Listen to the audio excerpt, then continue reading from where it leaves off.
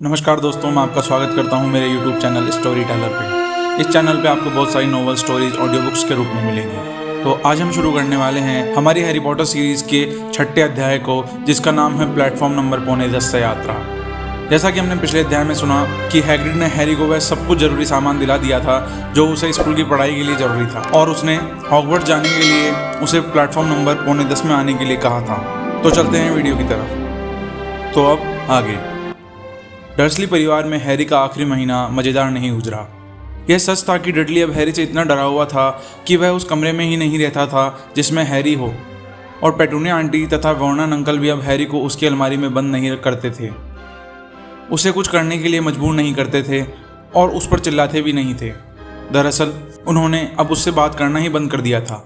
उनके मन में दहशत भी थी और गुस्सा भी, इसलिए वे लोग ऐसा व्यवहार करते थे जैसे जिस कुर्सी पर हैरी बैठा हो वो खाली हो। हालांकि कई मायनों में स्थिति में सुधार हुआ था, परंतु कुछ समय बाद इससे हैरी का मन उखड़ने लगा। हैरी ज़्यादातर समय अपने कमरे में ही रहता था और उसकी नई उल्लू ही उसकी इकलौती साथी थी। उसने उसका नाम हेडविग रखने का फैसला किया। उसे यह नाम जादू का इतिहास किताब में मिला था। उसकी स्कूल की किताबें बहुत दिलचस्प थी। वह अपने बिस्तर पर लेटा लेटा देर रात तक उन्हें पढ़ता रहता और हेडविग अपनी मर्जी से खुली खिड़की से अंदर बाहर आती जाती रहती थी। हैरी की किस्मत अच्छी थी कि पेटूनिया आंटी ने अब यहाँ पर सफाई करना बंद कर दिया था, क्योंकि हेडविग बाहर से मरे हुए चूहे उठा लाती थी। हर रात को सोने से पहले हैरी एक काम करना नहीं भूलता था। वह एक कागज के टुकड़े पर एक और दिन काट लेता था। इस कागज पर 1 सितंबर की तारीख लिखी थी। अगस्त के आखिरी दिन उसने सोचा कि अगले दिन किंग्स क्रॉस स्टेशन जाना है, तो इस बारे में अंकल आंटी से बात कर ली जाए। इसलिए वह नीचे ड्राइंग रूम में गया, जहाँ डर्सली परिवार टेलीविजन पर एक क्विज शो देख रहा था। वह थोड़ा खांसा ताकि उन लोगों को यह पता चल जाए कि वह वहाँ पर है। डडली चीखा और कमरे से बाहर भाग गया। अरे वर्नन अंकल ने हूँ करके बताया कि वे सुन रहे हैं। मुझे कल हॉगवर्ट्स जाने के लिए किंग्स क्रॉस स्टेशन जाना है। वर्नन अंकल ने एक बार फिर हूँ की। आपको परेशानी ना हो तो क्या आप मुझे वहाँ तक लिफ्ट दे सकते हैं? हैरी ने मान लिया कि इसका मतलब हाँ था। धन्यवाद। वह ऊपर जाने ही वाला था कि तभी वर्नन अंकल सचमुच कुछ बोल पड़े। ट्रेन से भी कभी कोई जादूगरों के स्कूल में जाता है? बड़ा अजीब तरीका है। जादू के गलीचे क्या पंचर हो गए हैं? हैरी कुछ नहीं बोला। वैसे ये स्कूल है कहाँ पर? मुझे नहीं मालूम। और इस तरफ पहली बार उसका ध्यान गया। उसने अपनी जेब से वह टिकट बाहर निकाला जो हैग्रिड ने उसे दिया था। मुझे प्लेटफॉर्म नंबर 9:45 से 11 बजे वाली ट्रेन पकड़ना है, उसने पढ़कर सुनाया। उसके अंकल आंटी उसे घूरते रह गए। कौन सा प्लेटफॉर्म? 9:45। बेवकूफ़ी की बात मत करो, वर्नन अंकल ने कहा। 9:45 नंबर का कोई प्लेटफॉर्म ही नहीं है। ये मेरे टिकट पे लिखा है। पागल है, वर्नन अंकल ने कहा। वो सब के सब पूरे पागल है। तुम खुद अपनी आंखों से देख लोगे। बस थोड़ा सा इंतजार करो। ठीक है, हम तुम्हें किंग्स क्रॉस तक ले जाएंगे। हम लोग वैसे भी कल लंदन जा रहे हैं, वरना मैं इतना कष्ट नहीं करता। आप लोग लंदन क्यों जा रहे हैं? हैरी ने दोस्ताना संबंध बनाने की कोशिश करते हुए पूछा। डडली को अस्पताल ले जाना है, वर्नन अंकल ने गुस्से से कहा। जब तक उसकी वह कमबख्त पूछ नहीं हटेगी तब तक वह स्मेलेटिंग्स कैसे जाएगा? अगली सुबह हैरी 5 बजे ही उठ गया। उसे इतना रोमांच और इतनी घबराहट हो रही थी कि वह दोबारा नहीं सो पाया। वह बिस्तर से उठा और अपनी जीन्स पहनी, क्योंकि वह जादूगरों के कपड़े पहनकर स्टेशन तक नहीं जाना चाहता था। वह ट्रेन में कपड़े बदल लेगा। उसने एक बार फिर अपनी हॉगवर्ट्स की लिस्ट देखी ताकि यह पक्का कर ले कि कोई सामान छूट तो नहीं गया। इसके बाद उसने यह देखा कि हेडविग का पिंजरा तो ठीक है। फिर वह कमरे में घूमते हुए डर्सली परिवार के उठने का इंतजार करता रहा। 2 घंटे बाद हैरी का बड़ा और भारी संदूक डर्सली की कार में रख दिया गया। पेटूनिया आंटी ने डडली को राजी कर लिया कि वह हैरी के पास बैठ जाए और फिर वे चल पड़े। 10:30 बजे वे लोग किंग्स क्रॉस स्टेशन पर पहुंच गए। वर्नन अंकल ने हैरी के संदूक को ट्रॉली पर पटका और उसे स्टेशन तक खुद धक्काते हुए ले गए। हैरी ने सोचा कि उसे उनसे इतनी उदारता की उम्मीद नहीं थी, परंतु तभी वर्नन अंकल एकदम रुक गए। प्लेटफॉर्म उनके सामने थे और उनके चेहरे पर कुटिल मुस्कान नाच रही थी। तो तुम्हारी मंजिल आ गई लड़के। यह रहा प्लेटफॉर्म 9 और वह रहा प्लेटफॉर्म 10। तुम्हारा प्लेटफॉर्म कहीं इनके बीच में होना चाहिए, परंतु ऐसा लगता है कि वे उसे बनाना भूल गए, है ना? जाहिर है, उनकी बात बिल्कुल सही थी। एक प्लेटफॉर्म पर प्लास्टिक की बड़ी तख्ती पर 9 नंबर लिखा था और उसके अगले प्लेटफॉर्म पर 10 नंबर लिखा था, और दोनों के बीच में कुछ भी नहीं था। आशा है स्कूल में यह साल अच्छा गुजरेगा, वर्नन अंकल ने और कुटिलता से मुस्कुराते हुए कहा। बिना कुछ कहे वे वापस चल दिए। हैरी ने मुड़कर देखा कि डर्सली परिवार कार में बैठकर जा रहा था। तीनों हंस रहे थे। हैरी का मुंह सूखने लगा। अब वह क्या करेगा? हेडविग के कारण बहुत से लोग उसकी तरफ देख रहे थे। उसे किसी से पूछना ही होगा। उसने पास से गुजरते हुए एक गार्ड को रोका, परंतु उसमें इतनी हिम्मत नहीं थी कि वह प्लेटफॉर्म नंबर 9:45 के बारे में पूछ सके। गार्ड ने कभी हॉगवर्ट्स का नाम नहीं सुना था, और जब हैरी उसे यह भी नहीं बता पाया कि यह किस देश के हिस्से में है, तो वह भड़क गया, क्योंकि उसे लगा जैसे हैरी जानबूझकर मूर्ख बनने का नाटक कर रहा है। निराशा में डूबे हैरी ने 11 बजे वाली ट्रेन के बारे में पूछा, परंतु गार्ड ने कहा कि 11 बजे कोई ट्रेन नहीं जाती। अंत में गार्ड वहां से तेज कदमों से चला गया। जाते समय वह समय बर्बाद करने वालों के बारे में बड़बड़ाता जा रहा था। हैरी अब बहुत कोशिश कर रहा था कि वह आतंकित ना हो। प्लेटफॉर्म पर लगी बड़ी घड़ी के हिसाब से हॉगवर्ट्स जाने वाली ट्रेन पकड़ने के लिए उसके पास सिर्फ 10 मिनट का समय बचा था, और उसे जरा भी मालूम नहीं था कि वह प्लेटफॉर्म तक कैसे पहुंचे। वह स्टेशन के बीच में बुरी तरह फंस गया था। उसके पास एक संदूक था जिसे वो उठा नहीं सकता था। जेब में जादूगरों के सिक्के भरे थे और एक बड़ी सी उल्लू थी। शायद हैग्रिड उसे यह बताना भूल गया कि यहाँ पर उसे क्या करना है, जैसे छूमंतर गली में घुसने के लिए बाईं तरफ की तीसरी ईंट ठोकना। वह सोचने लगा कि क्या वह अपनी छड़ी निकाले और प्लेटफॉर्म नंबर 9 व 10 के बीच बने बैरियर पर ठोके। उसी समय उसके ठीक पीछे से कुछ लोग गुजरे और उसने उनकी बातचीत के कुछ शब्द सुने। मगलुओं से भरी थी और क्या। हैरी एकदम से घूमा। यह शब्द एक गोल मटोल महिला बोल रही थी। वह अपने 4 लड़कों से बात कर रही थी, जिनके सबके बाल लाल अंगारों की तरह लाल थे। उन सभी की ट्रॉली में हैरी जैसा संदूक था जिसे वे धक्का दे रहे थे, और उनके पास एक उल्लू भी था। धड़कते हुए दिल से हैरी ने अपनी ट्रॉली उनके पीछे धकेली। वे लोग रुक गए। हैरी भी रुक गया, इतने करीब ताकि वह उनकी बातें सुन सकें। अब कौन सा प्लेटफॉर्म है? बच्चे की माँ ने पूछा। 9:45, एक छोटी लड़की ने सुरीली आवाज़ में कहा। इस लड़की की बाल भी लाल थे और वह अपनी माँ की उंगली पकड़े थी। मम्मी, मैं क्यों नहीं जा सकती? तुम अभी इतनी बड़ी नहीं हो जिनी, अब चुप रहो, ठीक है? पर्सी, सबसे पहले तुम जाओ। सबसे बड़ा दिखने वाला लड़का प्लेटफॉर्म नंबर 9 और 10 के बीच के बैरियर की तरफ आगे बढ़ा। हैरी ने उस पर अपनी नजरें जमा ली। वह सावधान था कि कहीं उसकी पलकें न झपके, क्योंकि वह चूकना नहीं चाहता था। परंतु जैसे ही वह लड़का दोनों प्लेटफॉर्म के बीच में पहुंचा, हैरी के सामने पर्यटकों का एक बड़ा झुंड आ गया, और जब तक भीड़ छटी वह लड़का गायब हो चुका था। फ्रेड, अब तुम जाओ, गोल मटोल महिला ने कहा। मैं फ्रेड नहीं, जॉर्ज हूँ, लड़के ने कहा। आप भी मम्मी, हमारी माँ कहलाने का कोई हक नहीं है आपको तो यह भी नहीं पता मैं जॉर्ज हूँ।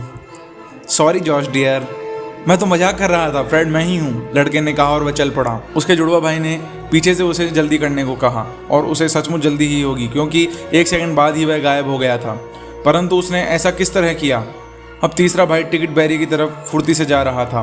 वह लगभग वहाँ पहुँच गया, और तभी एकदम अचानक वह कहीं नहीं दिख रहा था। अब कोई रास्ता नहीं था। माफ़ कीजिए, हैरी ने गोल मटोल महिला से पूछा। हेलो डियर, उसने कहा। पहली बार हॉगवर्ट्स जा रहे हो? मेरा रॉन भी पहली बार जा रहा है। उसने अपने आखिरी और सबसे छोटे बेटे की तरफ इशारा किया। वह लंबा, दुबला और चकत्तों से भरा अजीब सा दिख रहा था। उसके हाथ पैर बड़े थे और नाक लंबी थी। हाँ, हैरी ने कहा, बात यह है कि मैं नहीं जानता कि किस तरह प्लेटफॉर्म पर पहुंचा जाए, महिला ने दयालुता से कहा, और हैरी ने सिर हिलाया।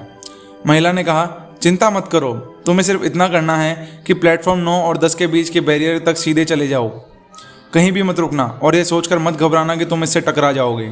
ये बहुत महत्वपूर्ण है। अगर तुम्हें डर लग रहा हो तो बेहतर होगा कि तुम दौड़ लगाकर यह काम करो। अब जाओ, रॉन से पहले अंदर जाओ। अच्छा ठीक है, हैरी ने कहा। उसने अपनी ट्रॉली घुमाई और बैरियर की तरफ घूर कर देखा। यह बहुत ठोस दिख रहा था। हैरी उसकी तरफ चलने लगा। प्लेटफॉर्म नंबर 9 और 10 पर आने जाने वाले लोग उसे धक्का मारते हुए निकल रहे थे। हैरी ज़्यादा तेज चलने लगा। वह सीधे बैरियर से टकराने वाला था, और अगर वह गिर गया तो मुश्किल में पड़ जाएगा। अपनी ट्रॉली पर आगे झुकते हुए वह सरपट भागने लगा। बैरियर लगातार पास आता जा रहा था। वह रुक नहीं पाएगा। ट्रॉली नियंत्रण के बाहर हो चुकी थी। वह 1 फुट दूर था। उसने अपनी आंखें बंद कर ली और टक्कर के लिए तैयार हो गया, परंतु टक्कर नहीं हुई। वह दौड़ता ही रहा। उसने अपनी आंखें खोली। भाप का एक लाल इंजन सामने खड़ा था और प्लेटफॉर्म लोगों से खचाखच भरा था। ऊपर एक साइन बोर्ड पर लिखा था, हॉगवर्ट्स एक्सप्रेस 11 बजे। हैरी ने अपने पीछे देखा जहाँ पर बैरियर था। वहाँ उसे लोहे का गलियारा दिखा जिस पर लिखा था प्लेटफॉर्म नंबर 9:45। इंजन से निकलता धुआं बतियाती भीड़ के सर के ऊपर तैर रहा था, और बहुत सी रंग बिरंगी बिल्लियाँ खड़े हुए लोगों के पैरों के बीच से निकल रही थी। भीड़ के शोर और भारी संदूकों के जमीन पर घसीटे जाने की आवाज़ के ऊपर उल्लुओं की चिड़चिड़ी आवाज़ें सुनाई दे रही थी, जैसे वे भी आपस में बात कर रहे हों। इंजन के साथ वाले कुछ डिब्बे पहले ही पूरी तरह भर चुके थे। कुछ बच्चे खिड़की के बाहर लटक कर अपने परिवार वालों से बात कर रहे थे तो कुछ सीटों के लिए अपने आपस में झगड़ रहे थे। किसी खाली सीट की तलाश में हैरी अपनी ट्रॉली को प्लेटफॉर्म तक धकेलता गया। वह एक गोल चेहरे वाले लड़के के पास से गुजरा जो कह रहा था, दादी मेरा मेंढक फिर गुम गया है। उसने बूढ़ी औरत को आह भरते सुना। कुछ लोग घुंघराले बालों वाले एक लड़के को घेरे खड़े थे। हमें भी दिखाओ ली, चलो दिखाओ हमें भी। लड़के ने उस बक्से का ढक्कन खोल दिया जिसे वह हाथ में पकड़े था। जब अंदर बंद जानवर का बाल भरा लंबा पैर बाहर निकला तो चारों तरफ खड़े लोग चीखने लगे। हैरी भीड़ को चीरता हुआ आगे बढ़ता गया जब तक कि ट्रेन के आखिरी सिरे पर उसे एक खाली डब्बा नहीं मिल गया। सबसे पहले उसने हैडविग को अंदर रखा और फिर अपने संदूक को डिब्बे के दरवाजे की तरफ धकेला। उसने इसे पायदानों के ऊपर उठाने की कोशिश की परंतु एक सिरा उठना भी भारी पड़ रहा था। 2 बार उसने अपने पैरों पर संदूक गिरा लिया और वह दर्द के मारे बिलबिला उठा जिसके पीछे वह बैरियर में घुसा था। हाँ प्लीज, हैरी ने हाँफते हुए कहा। अरे फ्रेड, यहाँ आओ और मदद करो। जुड़वा भाइयों की मदद से हैरी का संदूक आखिरकार डब्बे के एक कोने में सही सलामत पहुंच गया। धन्यवाद, हैरी ने कहा और अपने पसीने से लतपथ बालों को आंख के सामने से हटाया। यह क्या है? जुड़वा भाइयों में से एक ने अचानक हैरी के बिजली जैसे निशान की तरफ इशारा करते हुए पूछा। हे भगवान, दूसरे भाई ने कहा। कहीं तुम वही है? पहले भाई ने कहा। है ना? उसने हैरी से पूछा। क्या? हैरी ने कहा। हैरी पॉटर, दोनों भाई एक साथ कोरस में बोले। अच्छा वो, हैरी ने कहा। मेरा मतलब हाँ, मैं ही हूँ। दोनों भाई मुंह खोलकर उसे देखते रहे और हैरी को लगा जैसे उसका चेहरा लाल हो रहा था। तभी ट्रेन के खुले दरवाजे से एक आवाज़ तैरती हुई अंदर आई। फ्रेड, जॉर्ज, तुम लोग कहाँ हो? आ रहे हैं मम्मी। हैरी पर एक और नज़र डालने के बाद जुड़वा भाई ट्रेन से कूद गई। हैरी खिड़की के पास बैठ गया जहाँ वह आधा छुपा था। वहाँ से वह प्लेटफॉर्म पर खड़े लाल बालों वाले परिवार को देख सकता था और उनकी बातें भी सुन सकता था। उनकी माँ ने अपना रुमाल बाहर निकाल लिया था। रॉन, तुम्हारी नाक पर कुछ लगा है। सबसे छोटे बच्चे ने बचकर निकलने की बहुत कोशिश की परंतु उसकी माँ ने उसे दबोच ही लिया और उसकी नाक के सिरे को रगड़ने लगी। मम्मी, अब छोड़ो भी। अरे क्या छोटे बच्चे रोनी की नक्कू पर कुछ लगा था? जुड़वा भाइयों में से एक ने चिढ़ाते हुए कहा। चुप रहो, रॉन ने कहा। पर्सी कहाँ है? उनकी माँ ने पूछा। इधर ही आ रहा है। सबसे बड़ा लड़का लंबे लंबे डग भरता हुआ उनकी तरफ आ रहा था। वह अपने कपड़े बदलकर हॉगवर्ट्स का लहराता हुआ काला दुशाला पहन चुका था। हैरी ने देखा कि उसके सीने पर चांदी का चमकता हुआ बिल्ला लगा था जिस पर पी अक्षर लिखा था। ज़्यादा देर नहीं रुक सकता मम्मी, उसने कहा। मैं आगे वाले डिब्बे में हूँ। प्रीफेक्ट्स के लिए 2 डिब्बे रिजर्व हैं। अच्छा तो तुम प्रीफेक्ट हो पर्सी? एक जुड़वा भाई ने बहुत आश्चर्य प्रकट करते हुए कहा। तुम्हें इस बारे में कुछ तो बताना चाहिए था, हमें तो यह पता ही नहीं था। छोड़ो भी, मुझे याद आ रहा है कि उसने इस बारे में कुछ कहा था, दूसरे जुड़वा भाई ने कहा। 1 बार या 2 बार, 1 मिनट, सारी गर्मी भर। चुप रहो, पर्सी यानी प्रीफेक्ट ने कहा। वैसे पर्सी को नए कपड़े क्यों मिले हैं? एक जुड़वा भाई ने कहा। क्योंकि वह प्रीफेक्ट है, उसकी माँ ने लाड़ से कहा। ठीक है बच्चों, तुम्हारा यह साल अच्छा गुजरे। वहाँ पहुँचते ही मुझे उल्लू भेज देना। उन्होंने पर्सी का गाल चूमा और वह चला गया। फिर वह जुड़वा बच्चों की तरफ पलटी। और तुम दोनों इस साल जरा ढंग से रहना। अगर मुझे एक भी उल्लू मिला कि तुम लोगों ने टॉयलेट उड़ा दिया या टॉयलेट उड़ा दिया है। पर मम्मी, हमने तो आज तक कोई टॉयलेट नहीं उड़ाया। वैसे विचार बहुत बढ़िया है, धन्यवाद मम्मी। यह मजाक की बात नहीं है। और सुनो, रॉन का ख्याल रखना। चिंता मत करो, नन्ना मुन्ना रोनी हमारे साथ सुरक्षित रहेगा।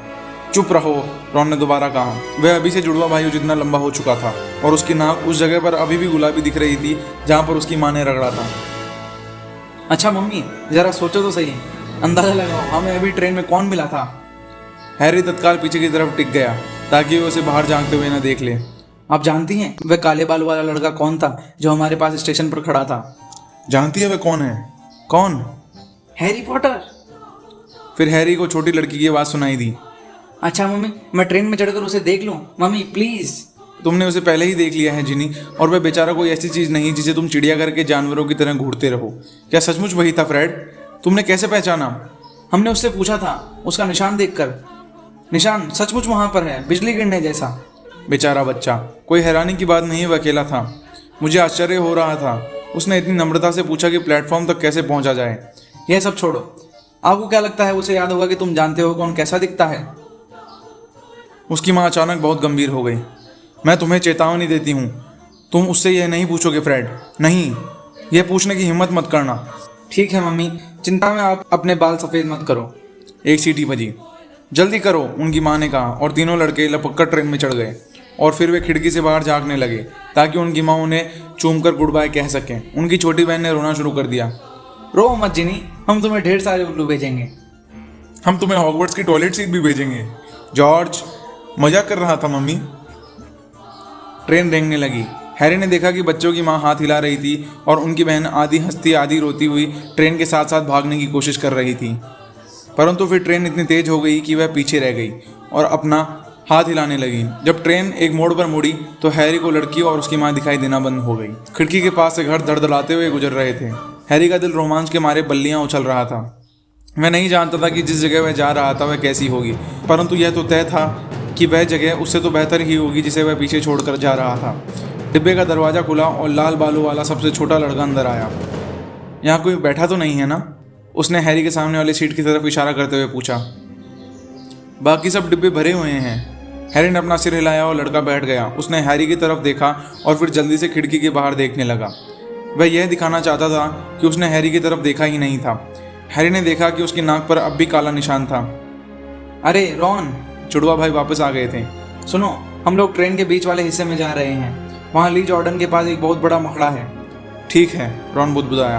हैरी, दूसरे भाई ने कहा, हमने अपना परिचय तो दिया ही नहीं। फ्रेड और जॉर्ज वीजली, और ये रॉन है, हमारा भाई। अच्छा, तो बाद में मिलते हैं, बाय। हैरी ने रॉन की तरफ देखते हुए कहा। जुड़वा भाई जाते समय अपने पीछे डिब्बे का दरवाजा बंद कर गए। क्या तुम सचमुच हैरी पॉटर हो? रॉन के मुंह से निकल पड़ा। हैरी ने सिर हिलाया। अच्छा, मैं तो सोच रहा था कि फ्रेड और जॉर्ज मजाक कर रहे थे, रॉन ने कहा। और क्या सचमुच तुम्हारे सिर पर, यानी कि? उसने हैरी के माथे की तरफ इशारा किया। हैरी ने अपनी लट पीछे खिसकाई ताकि वह अपना बिजली जैसा निशान दिखा सके। रॉन घूरता रहा। तो यहीं पर तुम जानते हो कौन ने? हाँ, हैरी ने कहा, परंतु मुझे कुछ भी याद नहीं है। कुछ भी नहीं? रॉन ने उत्सुकता से पूछा। बस मुझे बहुत सारी हरी रोशनी याद है, और कुछ नहीं। अच्छा, रॉन ने कहा। वह बैठा बैठा कुछ मिनट तक हैरी को घूरता रहा। फिर जैसे अचानक उसे समझ में आया कि वह क्या कर रहा था, और वह एक बार फिर जल्दी से खिड़की के बाहर देखने लगा। क्या तुम्हारे परिवार में सभी जादूगर हैं? हैरी ने पूछा। हैरी को रॉन दिलचस्प लग रहा था जितना कि रॉन को हैरी लग रहा था। अरे हाँ, मुझे ऐसा ही लगता है, रॉन ने कहा। मुझे लगता है कि मम्मी का दूर के रिश्ते का एक कजिन है जो अकाउंटेंट है, और हम लोग उसके बारे में कभी बात नहीं करते। इसका मतलब है कि तुम्हें पहले से ही बहुत ज़्यादा जादू आता होगा। जाहिर था कि वीजली परिवार उन पुराने जादूगर परिवारों में से एक था जिनके बारे में छूमंतर गली में वह पीला लड़का बातें कर रहा था। मैंने सुना है कि तुम्हें मगलुओं के साथ रहने के लिए भेज दिया गया था, रॉन ने कहा। वे लोग कैसे होते हैं? बहुत बुरे, पर सभी नहीं। मेरे अंकल आंटी और कजिन बहुत बुरे थे। काश मेरे 3 जादूगर भाई होते। 5, रॉन ने कहा। किसी कारण से वह उदास नजर आ रहा था। हमारे परिवार में हॉगवर्ट्स जाने वाला मैं छठा हूँ। तुम कह सकते हो कि मुझे कुछ करके दिखाना है। बिल और चार्ली पहले ही हॉगवर्ट्स से निकल चुके हैं। बिल हेड बॉय था और चार्ली क्विडिच का कप्तान। अब पर्सी प्रीफेक्ट बन गया है। फ्रेड और जॉर्ज बहुत शैतानी करते हैं, परंतु उनके सचमुच बहुत अच्छे नंबर आते हैं, और सब सोचते हैं कि वे बहुत अच्छे मस्करे भी हैं। सब मुझसे भी यही उम्मीद करते हैं कि मैं अपने भाइयों की तरह अच्छा काम कर सकूं, और अगर मैं ऐसा करता हूं तो यह कोई बहुत बड़ी बात नहीं होगी, क्योंकि वे पहले से ही ये काम कर चुके हैं। और हाँ, 5 बड़े भाई होने के कारण मुझे कोई भी चीज़ नई नहीं मिली। मेरे पास बिल के पुराने कपड़े हैं, चार्ली की पुरानी छड़ी है और पर्सी का पुराना चूहा है। रॉन ने अपने जैकेट के अंदर हाथ डाला और एक मोटा भूरा चूहा बाहर निकाला जो सो रहा था। इसका नाम स्कैवस है और यह किसी काम का नहीं है, हमेशा सोता रहता है। प्रीफेक्ट बनने के बाद डैडी ने पर्सी को एक उल्लू दिया था, परंतु उन लोगों के पास इतने पैसे, मेरा मतलब मुझे उल्लू के बजाय स्कैवस मिल गया। रॉन के कान गुलाबी हो गए। उसे लग रहा था कि वह कुछ ज़्यादा ही बोल गया, क्योंकि वह एक बार फिर खिड़की के बाहर देखने लगा। हैरी को यह समझ में नहीं आया कि उल्लू खरीदने के पैसे न होने के कारण शर्माने की क्या बात है। 1 महीने पहले तक उसके पास भी तो एक भी पैसा नहीं था, और उसने रॉन को यह बता दिया। उसने यह भी बता दिया कि उसे डडली के पुराने कपड़े पहनने पड़ते थे और उसे कभी ढंग के बर्थडे गिफ्ट नहीं मिले थे। इससे रॉन एक बार फिर खुश नज़र आने लगा। और जब तक हैग्रिड ने मुझे नहीं बताया, तब तक मैं नहीं जानता था कि मैं जादूगर हूँ, और मैं अपने मम्मी डैडी या वोल्डेमॉर्ट के बारे में भी कुछ नहीं जानता था। रॉन ने सांस अंदर खींची। क्या हुआ? हैरी ने कहा। तुम जानते हो कौन का नाम ले लिया? रॉन ने कहा। उसकी आवाज़ बता रही थी कि उसे धक्का लगा था और वह प्रभावित भी हुआ था। मुझे लगता था कि कम से कम तुम तो। मैं नाम लेकर यह साबित नहीं करना चाहता कि मैं बहादुर हूँ, हैरी बोला। मुझे ये मालूम नहीं था कि ऐसा नहीं करना चाहिए। देखा, मैं यही तो कह रहा था, मुझे बहुत सारी बातें सीखनी है, मैं शर्त लगा सकता हूँ, उसने आगे कहा। और पहली बार वह बात जो उसे पिछले कुछ दिनों से परेशान कर रही थी। मैं शर्त लगा सकता हूँ कि मैं अपनी क्लास में सबसे बुरा विद्यार्थी रहूंगा। नहीं, ऐसा नहीं होगा। ढेर सारे बच्चे मगलू परिवारों से आते हैं और वे जल्दी ही सीख जाते हैं। जब वे बात कर रहे थे तो ट्रेन उन्हें लंदन से बाहर ले जा रही थी और अब वे गाय भेड़ों से भरे खेतों के पास से तेजी से गुजर रहे थे। वे लोग कुछ समय चुप रहे और सरपट भागते खेतों और गलियों को देखते रहे। 12:30 बजे के करीब बाहर गलियारे में खड़खड़ की आवाज़ तेज हो गई। एक महिला ने, जिसके गालों पर डिंपल थे, उन्होंने डिब्बे का दरवाज़ा खोला और मुस्कुराते हुए पूछा, ट्रॉली में से कुछ चाहिए बेटा? हैरी ने सुबह नाश्ता नहीं किया था और वह उछलकर खड़ा हो गया, परंतु रॉन के कान एक बार फिर से गुलाबी हो गए। उसने धीमी आवाज़ से कहा, उसके पास सैंडविच रखे हैं। हैरी गलियारे में बाहर चला गया।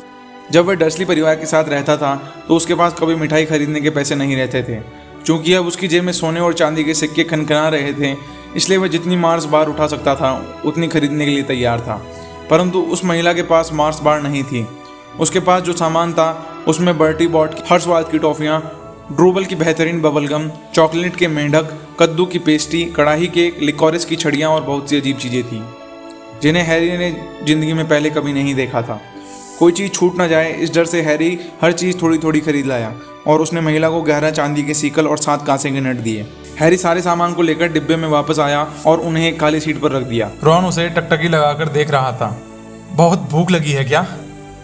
भूख के मारे दम निकला जा रहा है, हैरी ने कद्दू की पेस्ट्री का एक बड़ा टुकड़ा मुंह में भरते हुए कहा। रॉन ने मुड़ा हुआ एक पैकेट निकाला और उसे खोला। उसके अंदर 4 सैंडविच थे और उनमें से एक को खोलकर देखा और कहा, मम्मी हमेशा भूल जाती है कि मुझे कौन वाला बीफ पसंद नहीं है। हम इसे आपस में बदल लेते हैं, हैरी ने एक पेस्ट्री उठाते हुए कहा। चलो, तुम्हें यह पसंद नहीं आएगा, यह सूखा है, रॉन ने कहा। मम्मी के पास ज़्यादा समय नहीं रहता, उसने जल्दी से जोड़ा। तुम तो जानती ही हो कि यहाँ हम 5 भाई हैं। चलो पेस्ट्री लो, हैरी ने। इसके पास इससे पहले कभी कोई चीज़ बांटने के लिए नहीं थी। सच कहा जाए तो ऐसा कोई भी नहीं था जिसके साथ वह कोई चीज़ मिल बांट कर खा सके। उसे बहुत अच्छा लग रहा था कि वह और रॉन एक साथ वहाँ बैठकर हैरी की पेस्ट्री और केक खा रहे थे। वह सैंडविच के बारे में भूल चुके थे। यह क्या है? हैरी ने चॉकलेट का मेंढक का एक पैकेट उठाकर रॉन से पूछा। कहीं इसमें सचमुच के मेंढक तो नहीं है? अब उसे लगने लगा था कि कुछ भी हो सकता है और वह किसी भी आश्चर्य घटना के लिए तैयार था। नहीं, रॉन ने कहा, परंतु यह देखना कि कौन सा कार्ड निकलता है। मेरे पास एग्रिपा नहीं है। क्या? अरे अच्छा, तुम्हें पता कैसे होगा? देखो, चॉकलेट के मेंढक के अंदर एक कार्ड रहता है जिसे हम लोग इकट्ठा करते हैं, किसी मशहूर जादूगर या जादूगरनी का कार्ड। मेरे पास 500 कार्ड है, पर मेरे पास एग्रिपा या टॉलेमी का कार्ड नहीं है। हैरी ने अपने चॉकलेट का मेंढक कवर हटाया और कार्ड बाहर निकाला। उसमें एक आदमी का चेहरा दिख रहा था।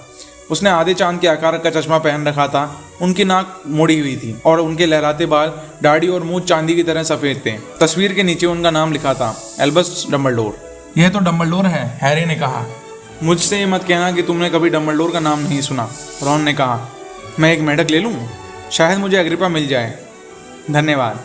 हैरी ने अपना कार्ड पलटा। कार्ड की दूसरी तरफ लिखा था, एल्बस डम्बलडोर, वर्तमान में हॉगवर्ट्स के हेडमास्टर। कई लोग मानते हैं कि वे आधुनिक समय के महानतम जादूगर हैं। प्रोफेसर डम्बलडोर खास तौर पर इन चीज़ों के लिए मशहूर हैं।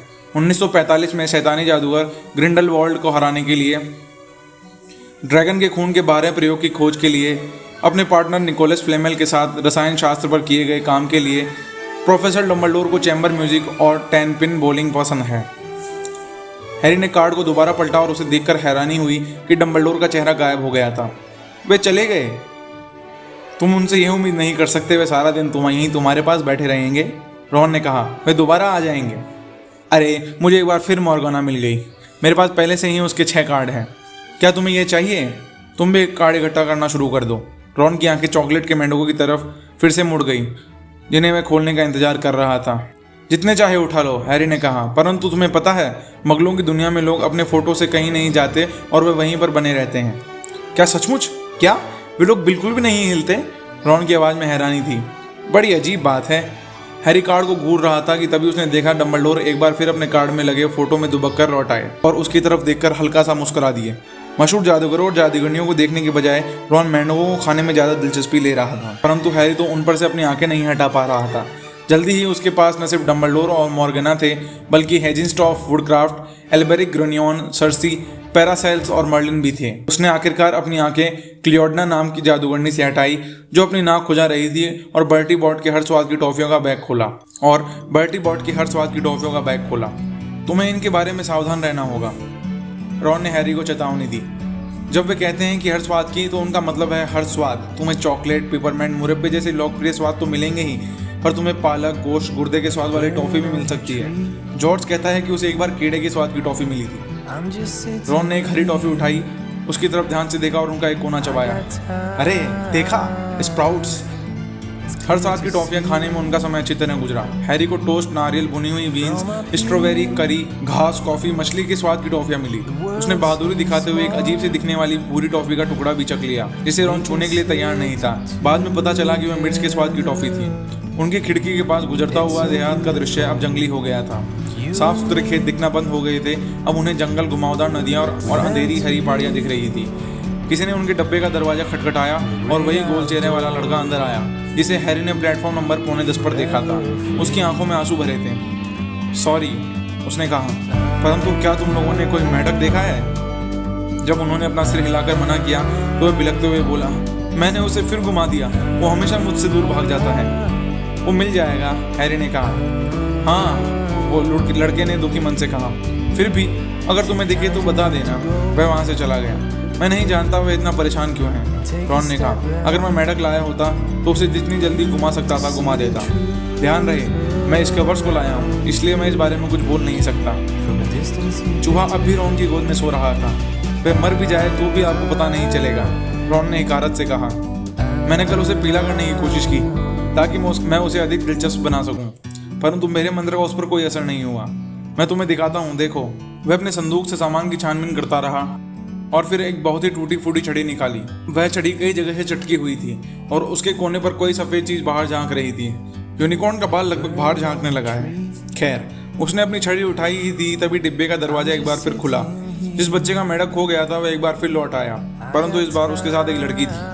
वह हॉगवर्ट्स की अपनी नई यूनिफॉर्म पहन चुकी थी। क्या किसी ने मेढक देखा है? नेविल का मेढक गुम गया है, उसने कहा। उसकी आवाज़ रौबदार थी, बाल भूरे घने थे और सामने वाले दांत थोड़े बड़े थे। हमने उसे पहले ही बता दिया है कि हमने उसका मेढक नहीं देखा, रॉन ने कहा। परंतु लड़की उसकी बात नहीं सुन रही थी। अरे तुम क्या जादू कर रहे हो? चलो देखते हैं। वह बैठ गई। रॉन आश्चर्यचकित हो गया। अच्छा ठीक है। उसने अपना गला साफ किया। सूरज, चंदा, मक्खन खा लो, इस धब्बेदार चूहे का रंग बदल डालो। उसने अपनी छड़ी घुमाई, परंतु कुछ नहीं हुआ। इसके बर्स बुरा ही बना रहा और गहरी नींद में सोता रहा। क्या तुम्हें पता है ये असली मंत्र है? लड़की ने कहा। वैसे कुछ असर तो नहीं हुआ है ना? मैंने सिर्फ प्रैक्टिस के लिए कुछ आसान मंत्रों का प्रयोग किया है और वे हमेशा काम करते हैं। मेरे परिवार में कोई भी जादूगर नहीं है। जब मुझे चिट्ठी मिली तो मैं बहुत हैरान हुई, परंतु जाहिर है मैं बहुत खुश भी थी। मेरा मतलब है, मैंने सुना है कि यह जादूगरी का बेहतरीन स्कूल है। मैंने कोर्स की सारी किताबें पूरी याद कर ली है। जाहिर है मुझे लगता है कि यह पर्याप्त होगा। वैसे मैं हरमाइनी ग्रेंजर हूँ। तुम्हारा नाम क्या है? उसने ये बात बहुत तेजी से बोल दी थी। हैरी ने रॉन की तरफ देखा और उसे उसके आश्चर्यचकित चेहरे को देखकर उसे राहत मिली। रॉन का चेहरा बता रहा था कि उसे भी कोर्स की सारी किताबें याद नहीं थी। मैं रॉन वीजली, रॉन बुदबुदाया। हैरी पॉटर, हैरी ने कहा। क्या सचमुच? हरमाइनी ने कहा। जाहिर है मैं तुम्हारे बारे में सब कुछ जानती हूँ। अपनी नींव मजबूत करने के लिए मैंने कोर्स के बाहर की कुछ किताबें भी पढ़ी है। और तुम्हारा नाम आधुनिक जादू का इतिहास, गुप्त कलाओं का उत्थान और पतन तथा 20वीं सदी की महान जादूगर घटनाओं में है। क्या सचमुच? हैरी बहुत चक्का रह गया था। हे भगवान, क्या तुम्हें नहीं मालूम था? अगर मैं तुम्हारी जगह होती तो मैंने अपने बारे में सब कुछ पता लगा लिया होता, हरमाइनी ने कहा। क्या तुम में से कोई जानता है कि तुम किस हाउस में जाओगे? मैंने पूछताछ की और मेरी इच्छा है मैं गरुड़ द्वार में रहूं। यह सबसे अच्छा हाउस लगता है, मैंने कहा। खुद डम्बलडोर भी इसी हाउस में थे। वैसे मेरे ख्याल में चीलघात भी बुरा नहीं रहेगा। खैर, हम लोग चलते हैं और नेविल का मेंढक ढूंढते हैं। तुम दोनों भी अपनी यूनिफॉर्म पहन लो। मुझे लगता है जल्दी ही हॉगवर्ट्स पहुंचने वाले हैं। वह चली गई। उसके साथ वह लड़का भी चला गया जिसका मेंढक गुम गया था। मैं चाहे जिस हाउस में रहूं, मैं यह चाहता हूं कि ये लड़की उस हाउस में न रहे, रॉन ने कहा। उसने अपनी छड़ी को दोबारा अपने संदूक में फेंक दिया। बेहुदा मंत्र, यह मुझे जॉर्ज ने बताया था। शर्त लगा सकता हूँ मैं जानता था कि यह फुस्सी बम था। तुम्हारा भाई किस हाउस में है? हैरी ने पूछा। गरुड़ द्वार, रॉन ने कहा। एक बार फिर उदासी ने उसके चेहरे पर डेरा जमा लिया। मम्मी और डैडी भी इसी में थे। अगर मैं इस हाउस में नहीं जा पाता तो न जाने ये लोग क्या कहेंगे। मुझे लगता है कि चीलघात भी बहुत बुरा रहेगा। परंतु जरा सोचो तो, उन्होंने मुझे अगर नाग शक्ति में डाल दिया तो क्या होगा? क्या क्या यह वही हाउस था जिसमें वो मेरा मतलब तुम जानते हो कौन था? हाँ, रॉन ने कहा, पर फिर अपनी सीट पे दम से बैठ गया और वह काफ़ी परेशान दिख रहा था। देखो, मुझे लगता है कि स्कैबर्स की पूंछ के सिरे का रंग थोड़ा हल्का हुआ है। हैरी ने रॉन के दिमाग को हाउसों से दूर ले जाने की कोशिश करते हुए कहा। तो हॉगवर्ट्स से निकलने के बाद तुम्हारे दोनों बड़े भाई क्या कर रहे हैं? चार्ली रोमानिया में ड्रैगनों की पढ़ाई कर रहा है और बिल अफ्रीका में ग्रीनगॉट के लिए कुछ कर रहा है। रॉन ने कहा, क्या तुमने ग्रीनगॉट का नाम सुना है? इसका नाम दैनिक जादूगर के हर पेज पर छपा है, पर मुझे नहीं लगता कि मगलुओं को यह अखबार पढ़ने को मिलता होगा। किसी ने एक बहुत ही सुरक्षित तिजोरी में सामान चुराने की कोशिश की। हैरी ने घूरा, सचमुच? चोर का क्या हुआ? कुछ नहीं, इसलिए तो ये इतनी बड़ी खबर है। उसे पकड़ा नहीं जा सका। मेरे डैडी कहते हैं कि ग्रीनगॉट में इतना बड़ा काम कोई ताकतवर शैतानी जादूगर ही कर सकता है। वैसे पिशाचों का कहना है कि चोर कुछ नहीं ले जा सका। बड़ी अजीब बात है। जाहिर है, जब इस तरह की कोई चीज़ होती है तो सब लोग डर जाते हैं। और कहीं इसके पीछे तुम जानते हो कौन का हाथ तो नहीं? ये खबर हैरी के दिमाग में घूमती रही जब तक कि तुम जानते हो कौन का नाम नहीं लिया गया। हर बार उसे जैसे डर का कांटा चुभ जाता था। उसे लगता था कि जादू की दुनिया में कदम रखने का हिस्सा है, परंतु वोल्डेमॉर्ट कहना ज़्यादा आरामदेह है और उसमें उसे कोई चिंता नहीं होती थी। तुम्हारी क्विडिच टीम कौन सी है? रॉन ने पूछा। मुझे एक भी क्विडिच टीम का नाम मालूम नहीं, हैरी ने स्वीकार किया। क्या? रॉन को शब्द नहीं मिल रहे थे। अच्छा, जरा ठहरो, ये दुनिया का सबसे अच्छा खेल है। और फिर वह शुरू हो गया। 4 गेंदों और 7 खिलाड़ियों की पोजीशन के बारे में सब कुछ समझाता रहा। उसने उन मशहूर खेलों का विस्तार से वर्णन किया जिसने उन्हें अपने भाइयों के साथ देखा था। उसने यह भी बताया कि जब उसके पास पैसे होंगे तो वह किस तरह की जादुई झाड़ू खरीदना पसंद करेगा। वह हैरी को खेल की बारीकियां समझाने की कोशिश कर रहा था। तभी डिब्बे का दरवाजा एक बार फिर खुला, परंतु इस बार दरवाजे पर मेंढक होने वाला बच्चा नेविल या हरमाइनी ग्रेंजर नहीं थे। 3 लड़के अंदर आए और उन्होंने हैरी को तत्काल पहचान लिया। यह वही पीला लड़का था जो उसे मैडम मेल्किन की दुशाले की दुकान में मिला था। उसने हैरी में छूमंतर गली में जितनी दिलचस्पी ली थी, अब वह उससे बहुत ज़्यादा दिलचस्पी के साथ उसे देख रहा था। क्या ये सच है? उसने कहा। लोग ट्रेन में कह रहे हैं कि हैरी पॉटर इस डब्बे में है। तो तुम हो हैरी पॉटर, है ना? हाँ, हैरी ने कहा। वह बाकी दोनों लड़कों को देख रहा था। दोनों ही तगड़े थे और बहुत ही काइयाँ किस्म के दिख रहे थे। वे दोनों उस लड़के के दोनों तरफ खड़े थे जैसे वो उनके बॉडीगार्ड हो। अरे, ये क्रैब है और ये गाइल, पीले लड़के ने हैरी को निगाह को भांपते हुए लापरवाही से कहा।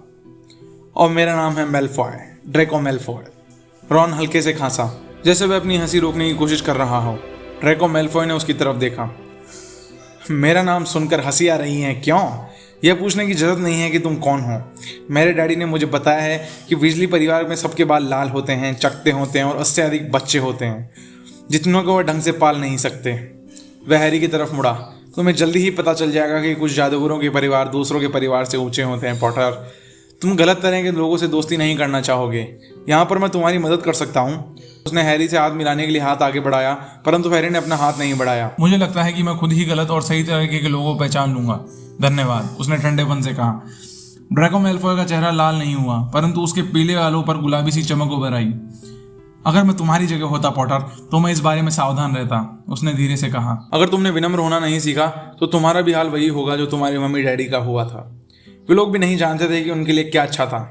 तुम वीजली और हैग्रिड जैसे निकम्मे लोगों के साथ रहोगे तो तुम पर उनका असर ही आ जाएगा। हैरी और रॉन दोनों ही खड़े हो गए। रॉन का चेहरा उनके बालों की तरह लाल हो गया। एक बार फिर से तो कहना, उसने कहा। अच्छा, तो तुम मुझसे लड़ाई करोगे? क्यों? मेलफॉय ने व्यंग से कहा। अगर तुम यहाँ से इसी वक्त बाहर नहीं निकले तो, हैरी ने कहा, और वह जितना बहादुर महसूस कर रहा था उससे ज्यादा वह बहादुरी का प्रदर्शन कर रहा था, क्योंकि क्रैब और गाइल उससे या रॉन से बहुत बड़े थे।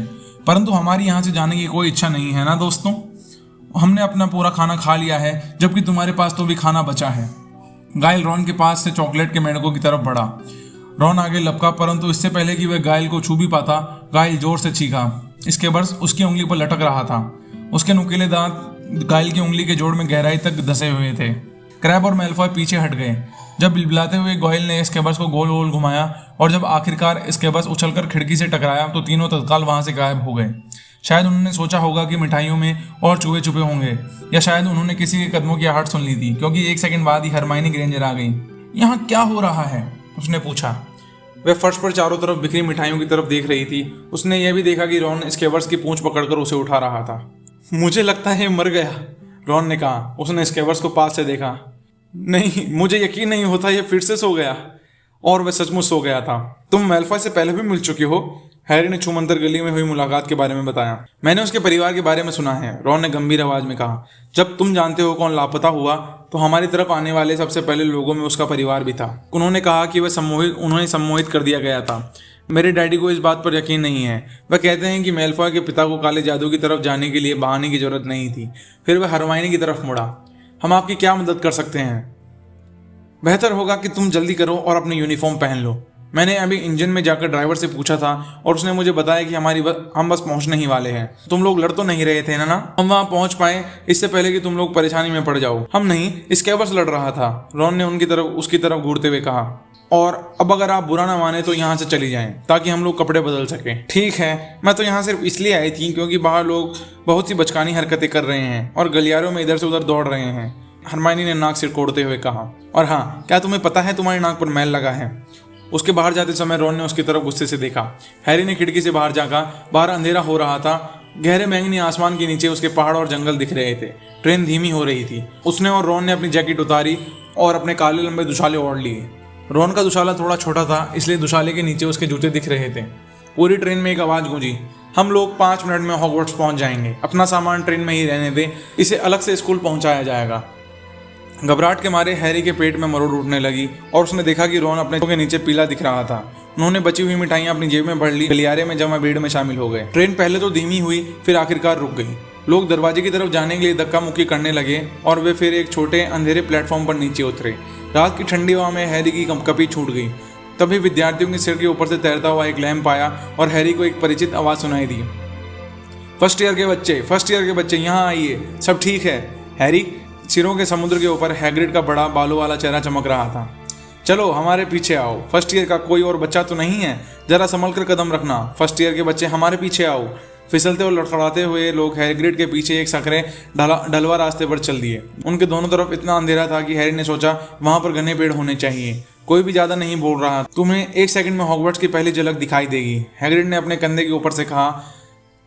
इस मोड़ के ठीक बाद एक जोरदार की आवाज हुई। सकरी पगडंडी उनके अचानक एक बड़ी काली झील के किनारे पर ले आई थी। झील के दूसरी तरफ ऊंचे पहाड़ पर एक बड़ा महल बना था जिसके कई कंगूरे और टावर थे। सितारों से भरे आसमान में महल की खिड़कियां चमक रही थी। एक नाव में 4 से ज़्यादा मत बैठना। हैरी ने किनारे पर पानी में तैरती छोटी नावों के बेड़े की तरफ इशारा करते हुए कहा। हैरी और रॉन के पीछे पीछे नेविल और हरमाइनी भी नाव में चढ़ गए। सब आ गए, हैग्रिड चिल्लाया और अपनी नाव में अकेला ही बैठ गया। तो ठीक है, आगे बढ़ो। सभी छोटी नावें तत्काल आगे चल दी। कांच की तरह चिकनी झील में वे फिसलती लग रही थी। सब खामोश थे और सिर उठाकर बड़े महल की तरफ देख रहे थे। जैसे जैसे वे चट्टान के करीब आए जिस पर महल खड़ा था, वह उन्हें उतना ही ऊंचा दिखने लगा। जैसे ही नाव आगे वाली चट्टान के पास पहुंची, हैग्रिड चिल्लाया, सिर झुका लो। उन सभी ने अपने सिर झुका लिए और छोटे नावें उन्हें चट्टान के अंदर एक सुरंग में ले गई जो सुंदर पत्तों वाली एक बेल के पर्दे के पीछे छुपी थी। वे लोग अंधेरी गुफा में से जा रहे थे जो महल के ठीक नीचे से जाती दिख रही थी और फिर वे जमीन के नीचे बने एक बंदरगाह में पहुंचे जहां पर वे चट्टानों और पत्थरों पर वे मुश्किल से उतरे। बच्चों के नाव से उतरने के बाद हैग्रिड ने नाव की तलाश ली और चिल्लाकर कहा, ओए तुम वहाँ, कहीं ये तुम्हारा मेंढक तो नहीं? ट्रेवर्स, नेविल खुशी से चिल्लाया और उसने अपने हाथ आगे बढ़ा दिया। फिर वे सब हैग्रिड के लैंप के पीछे चट्टान में बने एक रास्ते पर मुश्किल से चढ़ने लगे। अंत में वे महल की छाया में नर्म और गीली घास पर आ गए। पत्थर की सीढ़ियां पर चलकर वे बलूत के बड़े दरवाजे के सामने भीड़ लगाकर खड़े हो गए। सब आ गए। और क्या तुम्हारा मेंढक अभी भी तुम्हारे पास है? हैग्रिड ने दैत्यकार मुट्ठी उठाई और महल के दरवाजे पर 3 बार दस्तक दी। तो दोस्तों, आज की कहानी के लिए इतना ही। आशा करता हूँ आपको ये कहानी पसंद आई हो। कहानी पसंद आई तो चैनल को सब्सक्राइब करें, वीडियो को लाइक करें, शेयर करें और कमेंट करके बताएं कि आपको ये कहानी कैसी लगी और आप भविष्य में कौन सी कहानी सुनना पसंद करेंगे। और पुरानी कहानियाँ सुनने के लिए डिस्क्रिप्शन में दिए गए लिंक पर क्लिक करें। तो मिलते हैं ऐसी किसी अगली कहानी में, तब तक के लिए धन्यवाद।